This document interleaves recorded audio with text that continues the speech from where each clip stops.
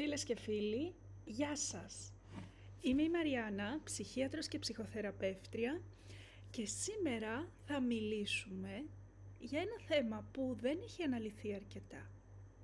Για το ρόλο του πατέρα στη ζωή του παιδιού και του ενήλικα ανθρώπου. Περνάμε, όπως πολύ γνωρίζετε, το μεγαλύτερο μέρος της κλινικής μας ζωής, κυρίως εμείς οι ειδικοί της ψυχικής υγείας, αναλύοντας τη μητρική σχέση. Η ψυχαναλυτική βιβλιογραφία είναι κορεσμένη από τη μητρική πρωτοκαθεδρία. Η μητέρα είναι ο πρώτος κόσμος, η πρωτογενής μήτρα, το βιολογικό και ψυχολογικό λίκνο. Ναι, όλα αυτά σωστά. Αλλά, φίλες και φίλοι, συχνά σε εμάς τους ψυχιάτρους, στους ψυχοθεραπευτές, ο πατέρας εμφανίζεται ως μία σκιά, ως ένας τρίτος παράγοντας που εισβάλλει εκ των υστέρων ή ακόμη συχνότερα ως μία εντός εισαγωγικών απουσία. Σήμερα λοιπόν θα αφήσουμε στην άκρη τις θεωρητικές κοινοτοπίες και θα μιλήσουμε για τον πατέρα, όχι ως έναν απλό βοηθό της μητέρας στη ζωή του παιδιού, αλλά ως τον κεντρικό αρχιτέκτονα της ψυχικής δομής, τον ρυθμιστή των ορίων και το μοναδικό καταλύτη για την έξοδο του ανθρώπου από τον ναρκισσισμό προς την πραγματικότητα. Φίλες και φίλοι, το σημερινό βίντεο δεν είναι μία ρομαντική περιγραφή της πατρότητας. Είναι η επιστημονική αποδόμηση μιας νευροβιολογικής και ψυχοδυναμικής αναγκαιότητας. Σε μια εποχή που η πατρική λειτουργία επαναπροσδιορίζεται και συχνά αποδομείται, καλούμαστε να κατανοήσουμε πως η παρουσία, η ποιότητα και το ψυχικό αποτύπωμα του πατέρα καθορίζουν τη μοίρα της ψυχικής υγείας του ενήλικα. Πριν εισέλθουμε σε βαθύτερα νερά, οφείλουμε να καταρρίψουμε ένα μύθο, αγαπημένες και αγαπημένοι. Τον μύθο ότι η πατρότητα είναι αποκλειστικά κοινωνική κατασκευή. Η σύγχρονη νευροψυχιατρική αποδεικνύει ότι ο άνδρας υφίσταται ριζικές βιολογικές μεταβολές κατά την έλευση του παιδιού στη ζωή του. Καταρχάς, μελέτες δείχνουν ότι οι άνδρες που ζουν μαζί με την έγκυο σύντροφό τους και εμπλέκονται ενεργά στη φροντίδα του νεογνού παρουσιάζουν σημαντική πτώση στα επίπεδα της τεστοστερόνης. Αυτή η βιολογική μείωση δεν μειώνει τον ανδρισμό, αντίθετα μειώνει την επιθετικότητα και την ανάγκη για κυριαρχία, προετοιμάζοντας έτσι τον άνδρα για τη φροντίδα και τη σύνδεση. Έπειτα, όταν ο πατέρας κρατά, χαϊδεύει και παίζει με το βρέφος, ο εγκέφαλός του εκρίνει οξυτοκίνη που είναι η ορμόνη του δεσμού και πόση στα ίδια επίπεδα με τη μητέρα. Ωστόσο υπάρχει μια κρίσιμη διαφορά.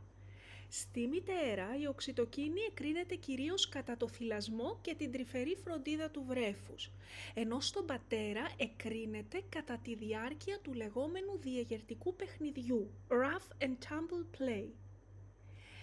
Η λειτουργική μαγνητική τομογραφία, η fMRI, αποκαλύπτει ότι η πατρική φροντίδα ενεργοποιεί στον εγκέφαλο του ανδρός το κοινωνικογνωσιακό δίκτυό του, δηλαδή το Social Cognitive Network.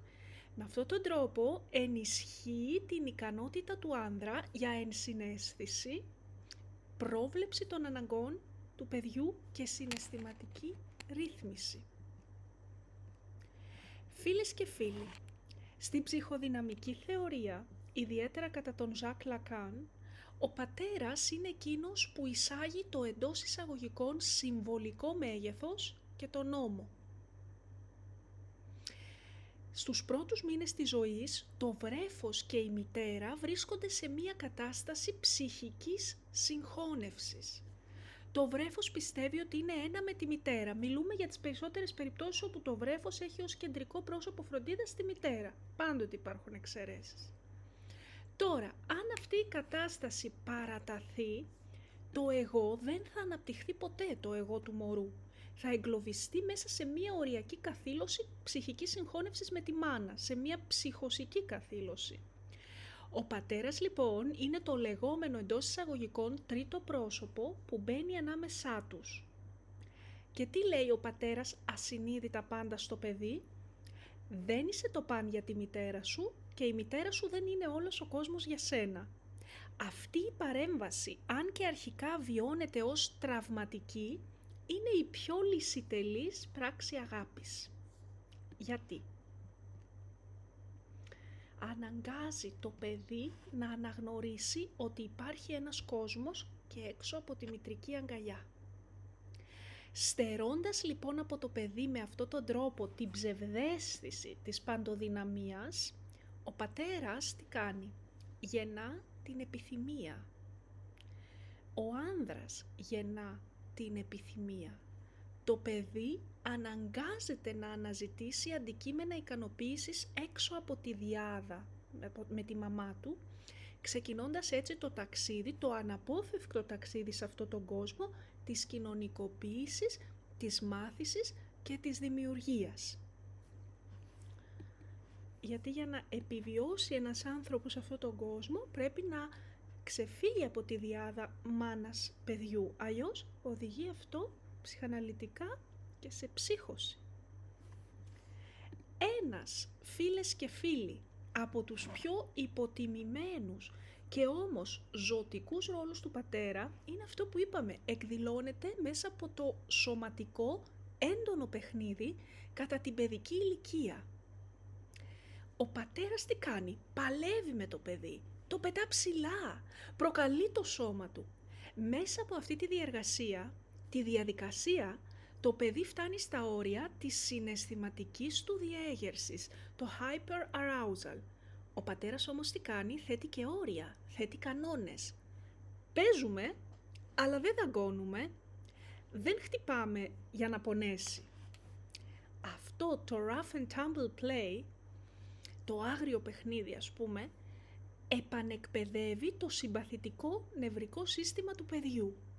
Το παιδί μαθαίνει πώς να ανεβάζει την αδρεναλίνη του και το κυριότερο πώς να την κατεβάζει αμέσως μόλις το παιχνίδι τελειώσει. Η έρευνα, φίλες και φίλοι, δείχνει ότι παιδιά που στερήθηκαν αυτό το είδος παιδικού παιχνιδιού πατρικού δυσκολεύονται αργότερα να ρυθμίσουν την επιθετικότητά τους. Γιατί δεν έμαθαν ποτέ που σταματά το δικό του σώμα και που αρχίζει το σώμα του άλλου. Και είναι γεγονός που συνδέεται άμεσα με αντικοινωνικές συμπεριφορές στην εφηβεία. Γι' αυτό εσείς οι πατεράδες παίξτε με τα παιδιά σας. Τώρα, ας μιλήσουμε για το λεγόμενο δεύτερο ψυχικό δέρμα και την πατρική πανοπλία. Αν η μητέρα προσφέρει συνήθως το πρώτο ψυχικό δέρμα, τη συγκράτηση και τη σωματική ασφάλεια, ο πατέρας προσφέρει το δεύτερο ψυχικό δέρμα, την πανοπλία που προστατεύει τον άνθρωπο όταν βγαίνει το παιδί από το σπίτι. Τι είναι ο πατέρας? Ο πατέρας είναι εκείνος, θα λέγαμε φίλες και φίλοι, που παίρνει το παιδί από το χέρι και το οδηγεί πού? Στην παιδική χαρά, στο σχολείο, στην κοινωνία. Η δική του παρουσία εκπέμπει το μήνυμα, ο κόσμος είναι επικίνδυνος, αλλά είσαι ικανός να τον αντιμετωπίσεις. Όταν ο πατέρας επιδοκιμάζει την προσπάθεια και όχι μόνο το αποτέλεσμα, τότε το παιδί χτίζει ένα σταθερό εγώ. Μαθαίνει ότι η αποτυχία δεν σημαίνει η απώλεια της αγάπης, αλλά είναι στάδιο της μαθήσεως. Αυτό, φίλες και φίλοι, αποτελεί το ισχυρότερο αντίδοτο ενάντια στις σύγχρονες αγχώδεις διαταραχές και την τελειομανία. Δείξε μου τον πατέρα σου να σου πω αν είσαι τελειομανής. Λέμε, κατά κάποιο τρόπο. Φίλες και φίλοι, ως κλινικός γιατρός και εγώ και όλοι οι συνάδελφοι συναντάμε καθημερινά τα αποτελέσματα της στρέβλωσης ή της απουσίας της πατρικής λειτουργίας. Οι παθολογικοί τύποι, πατεράδων, αφήνουν ανεξίτηλα τραύματα. Αυτός μπορεί να είναι ένας απόν, ένας συναισθηματικά ψυχρός πατέρας. Δεν είναι απαραίτητο να λείπει ως φυσική παρουσία. Μπορεί να είναι εκεί με το σώμα του, αλλά όχι με την ψυχή του. Τότε υπάρχουν έλλειψη ορίων και καθρεφτισμού στο παιδί. Υπάρχει ο αυταρχικός, ο τιμωρητικός πατέρας και ο νάρκισσος, ο ανταγωνιστικός με το παιδί του, που ευνουχίζει εντός εισαγωγικών τα επιτεύγματα του παιδιού. Συνεχώς προσπαθεί να το μειώσει. Υπάρχει όμως και ένα άλλο φαινόμενο, η λεγόμενη παγίδα του φίλου πατέρα. Στη σύγχρονη εποχή, πολλοί πατέρες, στην προσπάθειά τους να αποφύγουν το πρότυπο του αυταρχικού ηγέτη, το πρότυπο αυτό του παρελθόντος που ίσως να μεγάλωσαν με τέτοιους πατεράδες, τι κάνουν? Παρετούνται από την αυθεντία τους και προσπαθούν να γίνουν φίλοι με τα παιδιά τους. Αυτό δεν οδηγεί σε κάτι καλό, γιατί το παιδί έχει ανάγκη από φίλους στην ηλικία του. Από τον πατέρα του έχει ανάγκη από όριο και ασφάλεια. Όταν λοιπόν ο πατέρας αρνείται το ρόλο του νόμου, το παιδί βιώνει ένα βαθύ χαοτικό άγχος.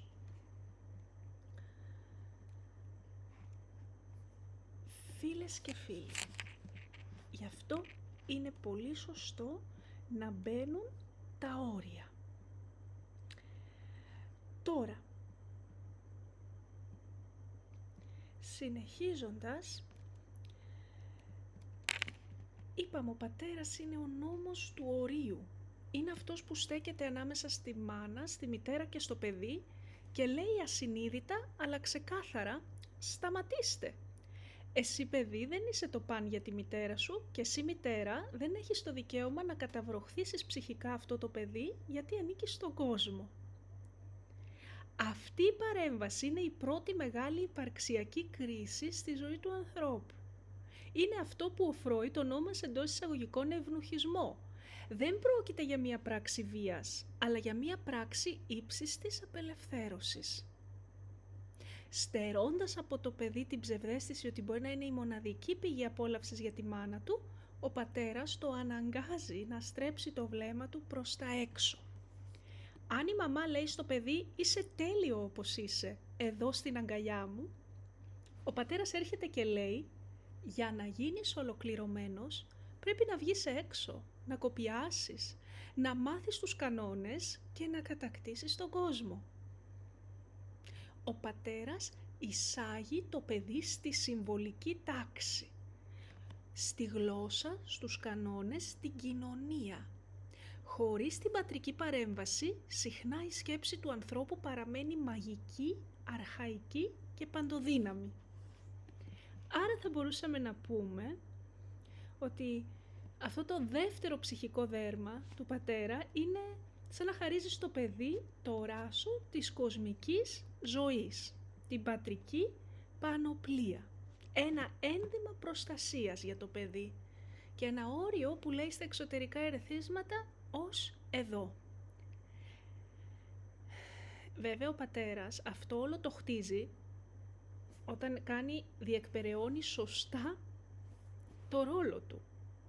Μέσα από τη σταθερότητα, από την προβλεψιμότητα, από την επιδοκιμασία του.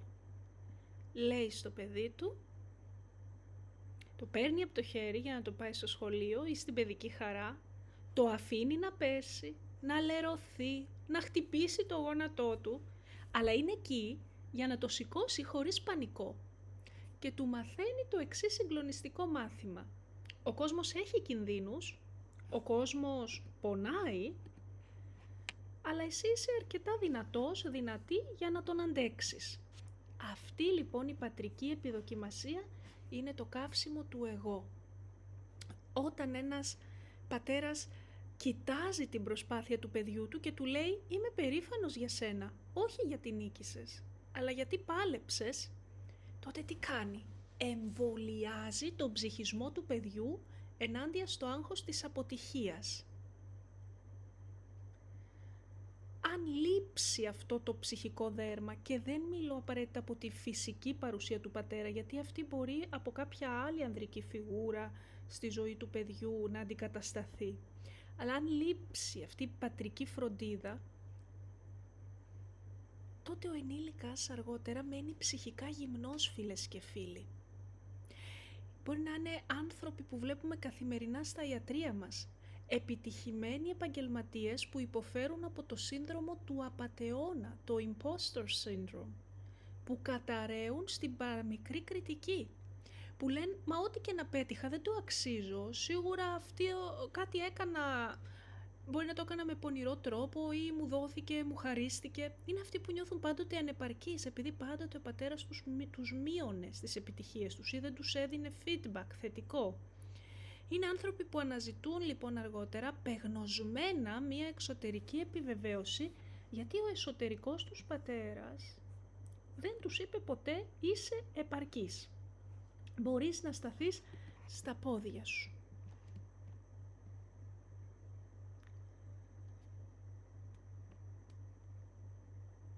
Θα ήθελα να πω για κάποια είδη που ανέφερα πριν, πατέρων, τι επιπτώσεις θα μπορούσαν να έχουν ψυχοδυναμικά αργότερα στη ζωή του ατόμου. Για τον απόντα πατέρα ή τον πατέρα που ήταν συναισθηματικά ψυχρός, είναι ουσιαστικά τι είναι? Αυτός είναι ο πατέρας που δεν ήταν εκεί. Μπορεί να ήταν μεν σωματικά παρόν, να καθόταν στον καναπέ, αλλά ήταν ένας τείχος.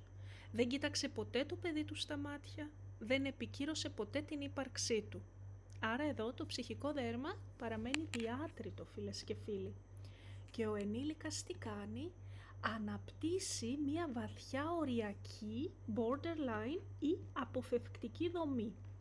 Όχι πάντοτε, είναι ένα όμως πιθανό σενάριο. Ο ενήλικας ζει με έναν μόνιμο τρόμο απόρριψης. Ψάχνει σε όλη του τη ζωή τον πατέρα που θα του δώσει την έγκριση, πέφτοντας σε ένα φαύλο κύκλο συναισθηματικής εξάρτησης. Αντίθετα τώρα, ο αυταρχικός και τιμωρητικός πατέρας είναι αυτός που δεν εισήγαγε τον νόμο με αγάπη, αλλά επέβαλε τον τρόμο. Δεν έθεσε όρια στο παιδί για να προστατεύσει, αλλά για να συνθλίψει το εγώ του παιδιού, προκειμένου να ικανοποιήσει τη δική του ανάγκη για κυριαρχία. Ναι, ακόμη και στην ενήλικη ζωή υπάρχει αυτό. Αυτό δημιουργεί τώρα, αυτή η εσωτερήκευση αυτής της πατρικής φιγούρας δημιουργεί στο άτομο ένα σαδιστικό, υπερτροφικό υπερεγώ. Ο ενήλικας δηλαδή μετατρέπεται ο ίδιος, το παιδί που ήταν κάποτε, σε έναν σκληρό εγχώριο τύραννο του εαυτού του. Κατακλείζεται από χρόνιες αρχαϊκές ενοχές, μπορεί να αναπτύξει ιδεοψυχαναγκαστική διαταραχή, μπορεί να ζει με την αίσθηση ότι ανά πάσα στιγμή επίκειται μία τιμωρία. Ο πιο ύπουλος τύπος πατέρα όμως είναι ίσως ο ναρκισσιστικός και ανταγωνιστικός πατέρας, που βλέπει το παιδί του όχι ως ξεχωριστή ύπαρξη, αλλά ως προέκταση του εαυτού του ή ακόμα χειρότερα ως απειλή. Όταν το παιδί πετυχαίνει κάτι, ο πατέρας το υποβαθμίζει. Σιγά το πράγμα, εγώ στην ηλικία σου έκανα διπλάσια, έτσι θα πει. Αυτό τι είναι? Είναι έγκλημα ψυχικό, είναι ο πλήρης ευνουχισμός της δημιουργικότητας. Ο ενήλικας αργότερα λοιπόν που μεγάλωσε με τέτοιο πατέρα, σαμποτάρει ασυνείδητα την επιτυχία του, κάνει το self-sabotage. Κάθε φορά που πλησιάζει στην κορυφή, μία εσωτερική φωνή του ψιθυρίζει «Μη προχωράς, γιατί αν ξεπεράσεις τον πατέρα σου, θα χάσεις την αγάπη του». Τώρα φίλες και φίλοι,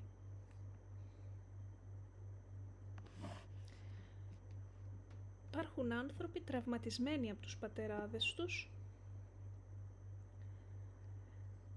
Υπάρχουν οι άνθρωποι της υψηλής ευθύνης όμως και είναι οι τυχεροί, είναι αυτοί που είχαν έναν σταθερό πατέρα ή που αναγκάστηκαν μέσα στην ατυχία τους, να γίνουν οι ίδιοι πατέρες του εαυτού τους πολύ νωρίς. Κουβαλούν μέσα τους μια τεράστια αίσθηση καθήκοντος, βιώνουν το βάρος του κόσμου στις πλάτες τους και παλεύουν καθημερινά για να προσφέρουν, να προστατεύσουν, να χτίσουν. Είναι οι αρχιτέκτονες της κοινωνίας μας. Δηλαδή αυτοί που ήταν ή πολύ τυχεροί με σταθερό πατέρα ως παιδιά ή πολύ άτυχοι και ανέλαβαν μόνοι τους τα ηνία από παιδιά της ζωής τους, της ψυχικής τους ζωής. Απ' την άλλη πλευρά υπάρχουν άνθρωποι που πληγώθηκαν βαθιά από την πατρική φιγούρα, που δεν ένιωσαν ποτέ ασφαλείς και που επιλέγουν τη φυγή αργότερα από τις σχέσεις, την απομόνωση, ακόμη και σχεδόν την ολοκληρωτική κοινωνική απομόνωση για να προστατεύσουν το διάτριτο ψυχικό τους δέρμα. Φίλες και φίλοι όμως, όποια και αν είναι η αφετηρία, το πιο συγκλονιστικό φαινόμενο συμβαίνει στο τέλος της ζωής. Εκεί στο τελευταίο στάδιο της ανθρώπινης ύπαρξης, όταν ένας άνθρωπος έχει καταφέρει μέσα από τη δική του εσωτερική εργασία να επεξεργαστεί την πατρική του φιγούρα, τότε φτάνει σε αυτό που ο Έρικ Έριξον ονόμασε καταξίωση του εγώ, ego integrity. Ο ηλικιωμένος άνθρωπος που έχει συμφιλιωθεί με την πατρική φιγούρα, την έχει συγχωρέσει, την έχει αφήσει να φύγει ή την έχει σάγει πολύ καλά στην ανάπτυξή του, είναι ευγνώμονας σε ένα καλό πατέρα, συγχώρεσε ένα κακό πατέρα, δεν χρειάζεται έναν απόντα πατέρα πλέον, τότε αυτός ο άνθρωπος δεν φοβάται και το θάνατο, θα λέγαμε. Γιατί? Γιατί έχει καταλάβει ότι ο πατέρας του δεν ήταν ούτε θεός ούτε δαίμονας. Ήταν απλώς ένας φθαρτός, αδύναμος άνθρωπος, πως όλοι μας, που κουβαλούσε τα δικά του τραύματα και έκανε ό,τι μπορούσε. Τώρα, αγαπημένες και αγαπημένοι, είπαμε κάποια πράγματα για το ρόλο του πατέρα, το πόσο σημαντικός είναι στη ζωή του παιδιού. Είναι σωστό βεβαίως να μην προβαίνουμε σε γενικεύσεις, μιλούμε για ένα μέσο όρο, πάντοτε υπάρχουν εξαιρέσεις, πάντοτε υπάρχουν πιο εξειδικευμένες περιπτώσεις. Κάποιος θα ρωτούσε πώς θεραπεύεται αυτό το τραύμα, πώς πάει αυτός ο κύκλος μιας αρνητικής πατρικής φιγούρας. Καταρχάς ο άνθρωπος πρέπει να ονομάσει τον πόνο, να σταματά να δικαιολογεί την απουσία ή την κακοποίηση από τον πατέρα με τη φράση «έλα μωρέ, έτσι ήταν τότε, έτσι ήταν πάντοτε τότε».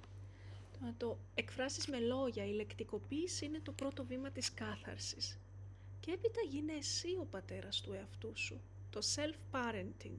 Βάλε εσύ στον εαυτό σου τα όρια που σου έλειψαν.